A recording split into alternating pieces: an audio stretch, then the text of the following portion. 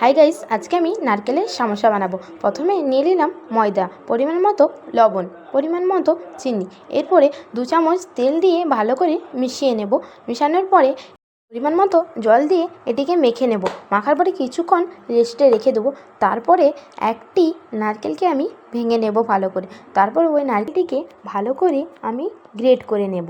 Great করার পরে তেলের মধ্যে আমি দিয়ে দেব এলাচ, পরিমাণ মতো চিনি। তারপরে এটিকে ভালো করে মিশিয়ে নেব।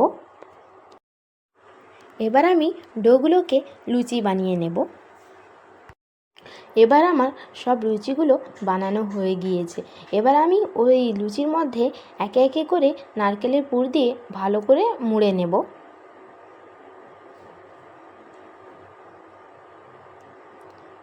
আমার এবার মুড়া হয়ে গিয়েছে। এবার কড়াইয়ের মধ্যে সাদা তেল দিয়ে তেলটা গরম হয়ে গেলে একে একে করে তেলের মধ্যে ছেড়ে দেব। তারপরে এটিকে একটু ভালো করে ভেজে নেব। ভাজা হয়ে গেলে এটিকে আমি ছেঁকে নেব। তারপরে এই হচ্ছে আমার আজকের ইজি রেসিপি নারকেলের সমোসা। ভিডিওটি কেমন হয়েছে আপনারা অবশ্যই কমেন্টে জানাবেন।